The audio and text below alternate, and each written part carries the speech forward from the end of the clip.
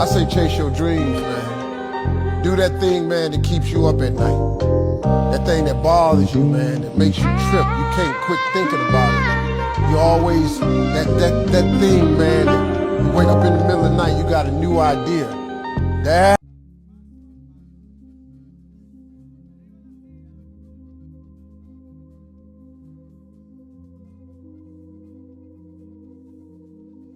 Two Hanford men are dead following a shooting early Sunday morning. Police say Vincent Diaz shot 25-year-old Adrian Valdovinos several times before turning the gun on himself in a murder-suicide. 10 minutes. That's all it took. From the moment Vincent Diaz forced his way through that front door to the moment officers pulled up and watched him end his own life right in front of them. 10 minutes. Adrian Valdovinos never had a chance. And the thing that gets me every time I sit with this story is that nobody on that street even knew what was coming. Not the neighbors, not the officers, not Adrian. Nobody. Let me tell you something. This is one of those cases that will stay with you. So stay with me. In every home, behind every closed door, there's a story waiting to be uncovered. Welcome to Dark Whispers, where we dive deep into the hidden truths of domestic crime and the relationships that turn deadly. If you're drawn to real stories, powerful insights, and the shadows most people avoid, you're in the right place. Subscribe now and step into the whispers they never wanted you to hear. Hanford, California, a quiet city in Kings County, the kind of place where neighbors actually know each other, where you can hear the family next door singing through the walls on a weekend, where people wave at each other, that kind of place. And on University Avenue, near Stanford Place, there was one household in particular that the neighbors loved. Craig and Lauren Avila lived right next door, and they would talk about how much life that family brought to the block. The laughter, the singing, the sounds of people just genuinely enjoying being together. You used to be able to hear all of them all of the time, singing, and having a great time in the house and all of that. That was Vincent Diaz's household. Him, his wife, their daughter. To everyone on the outside, they were that family, the happy one. Now, Adrian Valdovinos, 25 years old, Hanford born and raised. He was a boxer, and not just someone who threw punches at a gym on the weekends. He was well known in the community for it. The kind of young man people were rooting for. Full life ahead of him. He had no history with Vincent Diaz. No conflict, no bad blood, no reason for any of this to touch him. But it did. At some point, the picture-perfect image of the Diaz household started to crack. Vincent and his wife separated in August. And after that separation, she moved on. She started dating Adrian Valdovinos. Now here is where you need to pay attention, because the signs were there before any of this escalated to what it became. By March, she had gone to court and filed for a restraining order against Vincent. And this wasn't just about the two of them. It involved their child, their daughter. Make it make sense. The situation had gotten bad enough that she felt she needed legal protection, not just for herself, but around her little girl. And Vincent Diaz. Let's talk about who he actually was on paper. He was a convicted felon, which means, by law, he was not allowed to possess a firearm. Not legally. Not under any circumstances. So when you add it all up, the separation, the restraining order, a man with a felony record, you have someone who the system had already flagged as a risk. And yet, somehow, on a Sunday morning, he showed up to that house with a loaded gun. Period. The warning signs were loud. Here is what happened that Sunday morning, and I need you to really picture this. Vincent Diaz did not just show up. He planned this out. Before he ever got near that house, he made sure his daughter was with someone else. He was not going to bring her to what he was about to do. Then he drove toward University Avenue, and he parked his car 100 yards away from the house. Not in front. Not on the street directly outside. 100 yards away.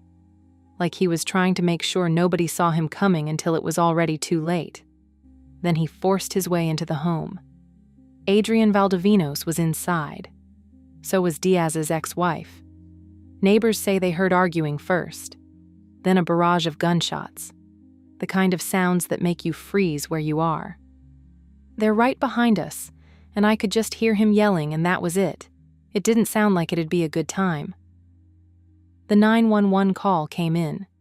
Dispatchers could hear the arguing in the background before the shots rang out. Officers responded fast. They were at that front door within minutes. And what happened next is something those officers are going to carry with them. They knocked. They announced themselves. And through the window, they saw a man walk across the room. And then they watched him raise a gun and shoot himself. When officers arrived on scene, the first two officers went up to the front door, announced themselves, saw a male walk by a window, and then pulled a gun and shot himself. Adrian Valdovinos had already been shot multiple times inside that home. He did not survive. The entire thing, from the moment Diaz forced his way in, to the moment it was all over. Less than 10 minutes. Less than 10 minutes. When the dust settled that Sunday morning, Hanford police had a scene that told most of the story on its own. 2 men dead inside a home on University Avenue. A woman who had watched all of it happen. A little girl somewhere across town who had no idea her father had just made the worst decision a person can make. But investigators still had questions. Big ones. The first one, and honestly the one that should keep all of us up at night, was how Vincent Diaz got that gun in the first place. Because here is the thing. Vincent Diaz was a convicted felon. Under federal law, the moment you carry that conviction, your right to own or possess a firearm is gone. Done. And yet, on that Sunday morning, he walked into that house with a loaded weapon. So where did it come from? Who had it? How did it get into his hands? Police were still working to answer that question even after the scene was cleared. And that right there tells you something. Because a gun in the hands of someone who is legally prohibited from having one does not just appear out of nowhere. Somebody, somewhere, made that possible, whether they knew it or not. Moving on, investigators also had to piece together the full timeline of what led to that morning. The separation in August, the restraining order filed in March, the fact that, by every account from neighbors and community members, Adrian Valdovinos had no prior conflict with Diaz whatsoever. These 2 men had no history, no argument, no beef. Adrian was simply a young man who had entered into a relationship with a woman who was trying to move forward with her life, and that cost him everything. The community felt that loss hard, because Adrian wasn't just somebody. In Hanford, he was known. People recognized his name.